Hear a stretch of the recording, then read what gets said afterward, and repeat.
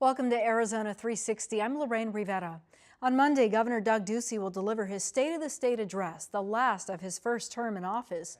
We met with Governor Ducey at the Capitol and learned, much like 2017, he plans to keep the focus on funding education.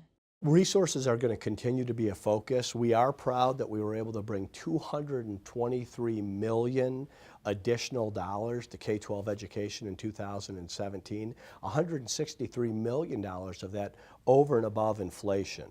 So the state's on much firmer financial footing.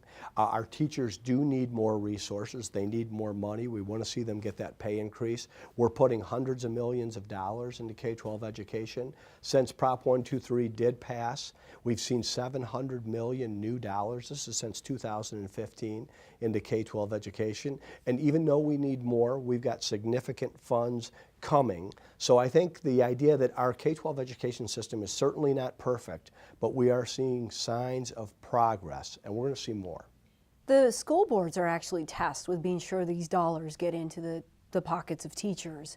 Can you do anything as governor or the legislature that would encourage school districts to do more? We are going to continue to advocate on behalf of teachers and on behalf of more resources for the schools. We're going to work with the legislature and have a responsible budget so we can put those dollars forward. And then we are going to work with the school boards. We're going to work with the principals, the superintendents.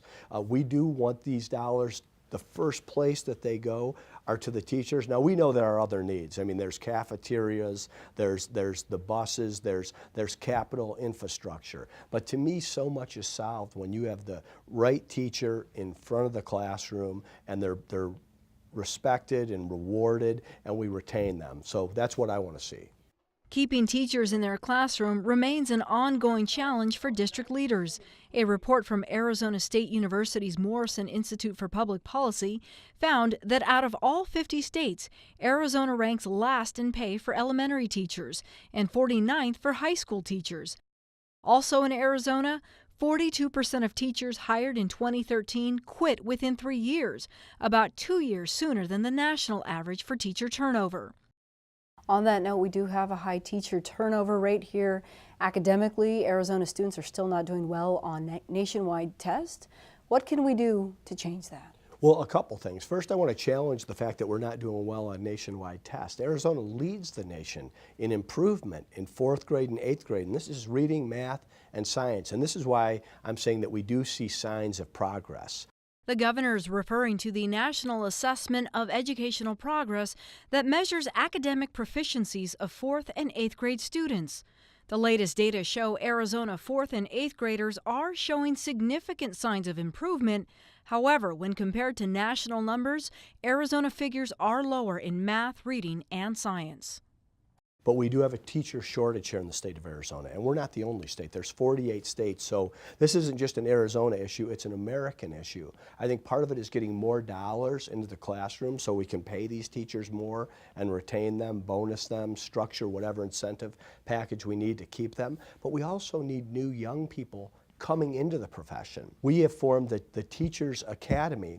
That's a way that if a young person commits to teaching 5 years in public education in Arizona, their tuition will be paid for, a job will be waiting, and they'll be debt-free. We think that's quite an offer.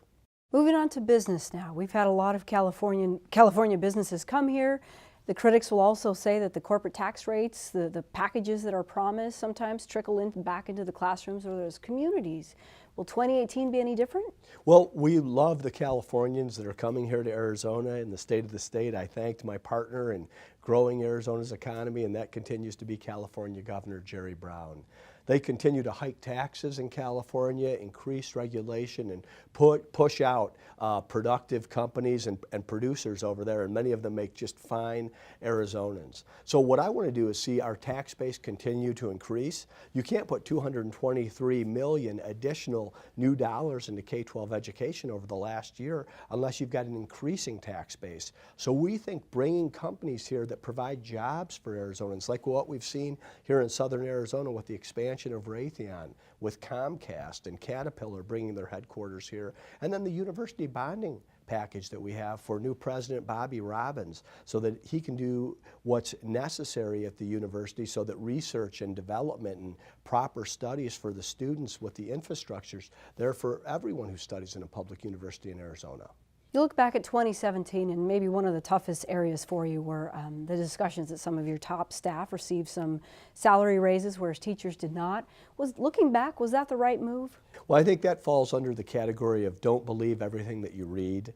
The facts were that there hasn't been one additional dollar spent in the governor's office. If anything, we've balanced our budget, we've tightened our belt, we've brought people from other parts of government and promoted them, given them new jobs at a higher salary than what they received in another branch. But this is oftentimes from a position where they had no direct reports to here where they take over a deputy position and have 10 direct reports and are responsible for the state budget. And we've been able to do all of that without putting one additional dollar into the governor's office budget while we put $223 million available for teacher salaries. So some of these reporters need to check their facts before they write their articles. We're going to continue to focus. We're not done with teacher salaries and we're not done with moving additional dollars into K-12 education, but our government now is finally, we actually have 5,000 fewer employees in the government sector at the state level in Arizona, but 140,000